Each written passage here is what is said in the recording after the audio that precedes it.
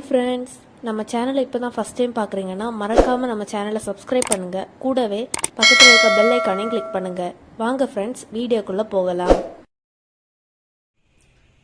Hi friends, நம்ம இந்த வீடியோவில் முருங்கைக்காய் தீயல் எப்படி வைக்கிறதுன்னு பார்க்கலாம்.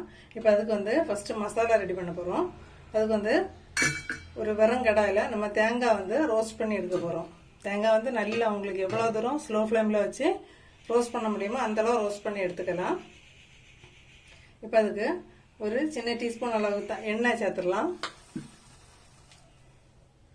எண்ணெய் சேர்த்துட்டு ஒரு 1/4 கப்பு தேங்காய் போதும். நான் இப்போ கம்மியாக ஒரு 2 பேருக்கு சாப்பிட்ற மாதிரி தான் வைக்க போகிறேன். அதனால் ஒரு 1/4 கப்பு தேங்காயில் சேர்த்து கொடுத்துட்டு நல்லா முடிஞ்ச அளவு ஸ்லோ ஃப்ளேமில் வச்சுட்டு நல்லா செவக்க அளவுக்கு நம்ம வறுத்து எடுத்துடலாம். இப்போ தீயல் பொறுத்த மட்டும் எந்த தீயலாக இருந்தாலும் சரி ரொம்ப தேங்காய் நமக்கு தேவைப்படாது. ஆனால் நல்லா செவக்க வறுத்து எடுக்கணும். மீடியம் டு ஸ்லோ ஃப்ளேமில் வச்சு. இப்போ இது கொஞ்சம் நல்லா செவக்கட்டும் கொஞ்சம் வெயிட் பண்ணலாம். இப்போ பாருங்கள், ஒரு நிமிஷம் நம்ம வறுத்துருக்கோம். கொஞ்சம் கலர் சேஞ்ச் ஆகிருக்கு. இன்னுமே இப்போ ஃப்ளேம் நான் கூட்டவே இல்லை, சிம்லே தான் இருக்குது. பிகினர்ஸ்க்காக சொல்கிறேன். நம்ம அடுப்பை கூட்டி வச்சுட்டு தேங்காய் கரைஞ்சி போச்சு அப்படின்னு சொன்னால் அந்த தீயலில் டேஸ்ட் வராது. அதனால் சிம்லேயே வச்சுட்டு நல்லா செவக்க இதை போல் இன்னும் கொஞ்சம் கூட ரோஸ்ட் பண்ணி எடுக்கணும். கொஞ்சம் கூட வெயிட் பண்ணலாம். இப்போ பாருங்கள், நல்லா தேங்காய் செவந்துட்டு இந்த டைமில் நம்ம ஸ்டவ் ஆஃப் பண்ணிடலாம். இப்போ இதில் தேவையான மசாலா நம்ம சேர்த்து கொடுத்துட்டு ஒருக்கா ரோஸ்ட் பண்ணி எடுத்துடலாம். பாருங்க, நல்லா செவந்துருக்கு. கறி எல்லாம் நல்லா செவந்தாச்சு. இப்போ இதில் மிளகா நம்ம சேர்த்துடலாம். வத்தல் அது அவங்கவுங்க காரத்துக்கு ஏற்ப சேர்த்துக்கோங்க. நான் இப்போ 1 டேபிள் ஸ்பூன் சேர்த்துருக்குறேன். பொதுவாக தீயலுக்கு கொஞ்சம் காரம் கூடுதல் தான் தேவைப்படும். அதனால் அவங்கவுங்க தேவைக்கேற்ப சேர்த்துக்கலாம்.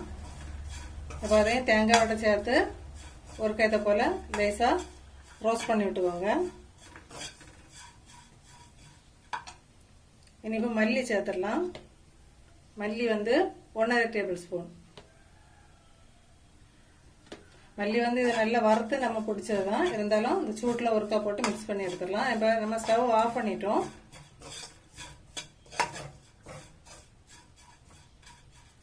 இப்போ இது நல்லா ஆறின பிறகு நம்ம அரைச்சி எடுக்கலாம். நம்ம இப்போ அரைக்கிறதுக்கு தேவையான இன்க்ரீடியன்ஸ் எல்லாம் இப்போ சேர்த்துடலாம். இப்போ 1/4 டீஸ்பூன் மஞ்சள் பொடி, அப்புறம் ஒரு 2 அல்லது 3 சின்ன வெங்காயம், அதுக்கப்புறம் ஒரு 1/4 டீஸ்பூன் ஜீரகம்.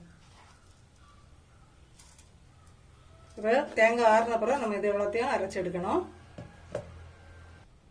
இப்போ மசாலா அரைக்கிறதுக்கு தேங்காய் ரெடி ஆகட்டும், அது கொஞ்சம் ஆறட்டும். நம்ம அதுக்கு முன்னாடி முருங்கைக்காய் வேக வச்சிடலாம். இப்போ அதுக்கு ஒரு சட்டியில் ஒரு 2 ஸ்பூன் எண்ணெய் சேர்த்துடலாம்.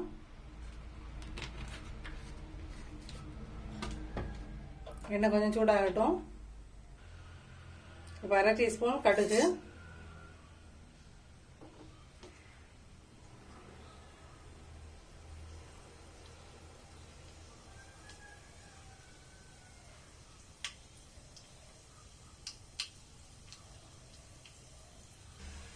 இப்போ ஒரு 15 சின்ன வெங்காயத்தை அதில் சேர்த்துடலாம்.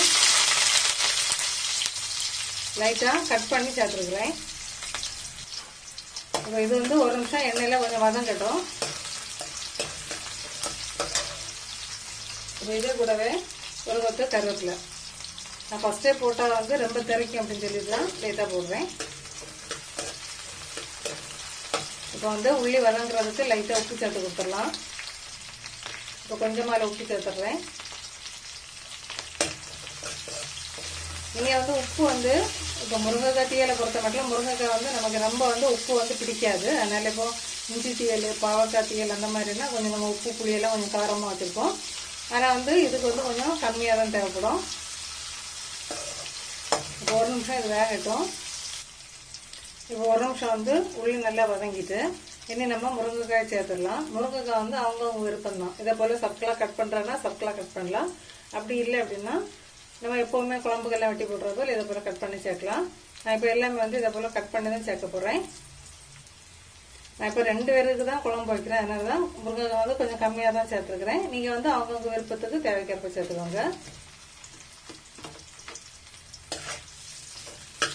இப்போ 1 நிமிஷம் மிக்ஸ் பண்ணி விட்டுட்டு இதில் வந்து நம்ம புளி தண்ணி சேர்க்க போகிறோம். புளி வந்து ஏற்கனவே எடுத்து ஊற வச்சுட்டேன். ஒரு சின்ன நெல்லிக்காய் சைஸ் போதும் புளி.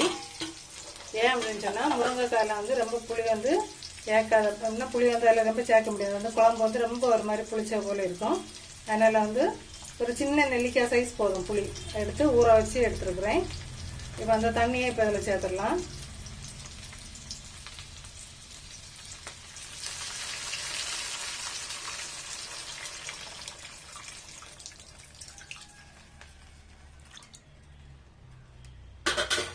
நல்லா 1 நிமிஷம் கொதிக்க தொடங்கின பிறகு நம்ம கொஞ்சமாக உப்பு சேர்த்து கொடுக்கலாம்.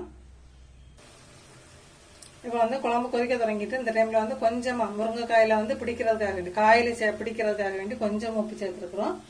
நம்ம வந்து இனி தேவைப்படுற உப்பை குழம்பு நம்ம மசாலாலாம் சேர்த்த பிறகு என்ன சேர்த்து கொடுத்துடலாம். இப்போ வந்து நிறைய சேர்த்தோம் அப்படின்னா காய் வந்து ரொம்ப பிடிச்சிடும், பிறகு சாப்பிட முடியாது.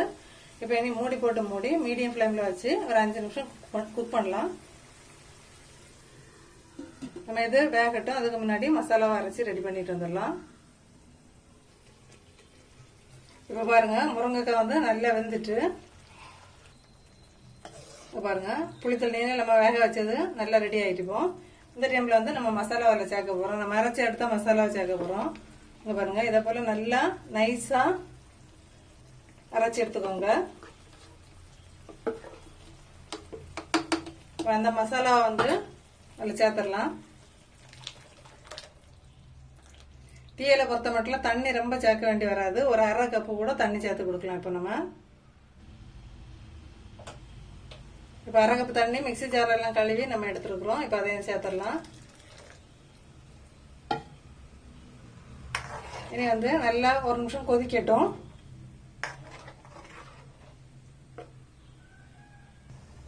இப்போ குழம்பு பாருங்க கொதிக்க ஆரம்பிச்சுட்டு இந்த டைம்ல வந்து நம்ம குழம்புக்கு தேவையான உப்பு நம்ம ஃபர்ஸ்ட் வந்து கொஞ்சம் கம்மியாக தான் போட்டோம்.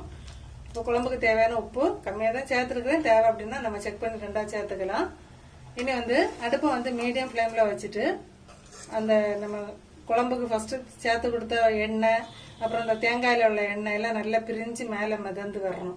அது வரைக்கும் மீடியம் ஃப்ளேமில் வச்சு ஒரு 5லேருந்து 8 நிமிஷம் நல்லா ரெடி ஆகட்டும். அது வரை வெயிட் பண்ணலாம். இப்போ பாருங்க குழம்புல எண்ணெய் எல்லாம் பிரிஞ்சு சூப்பராக அங்கே பாருங்க குழம்பு ரெடி ஆயிட்டு.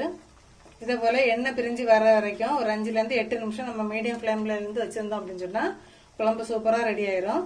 நீங்க உப்பு தேவைப்படுறவங்க செக் பண்ணிக்கோங்க. இப்போ நமக்கு வந்து உப்பு கரெக்டா தான் இருக்குது. இப்போ குழம்பு ரெடி ஆயிட்டு நம்ம ஸ்டவ் ஆஃப் பண்ணிடலாம். ஓகே ஃப்ரெண்ட்ஸ், இதே போல அளவில் ட்ரை பண்ணி பார்த்துட்டு மறக்காம கமெண்ட் பண்ணுங்க.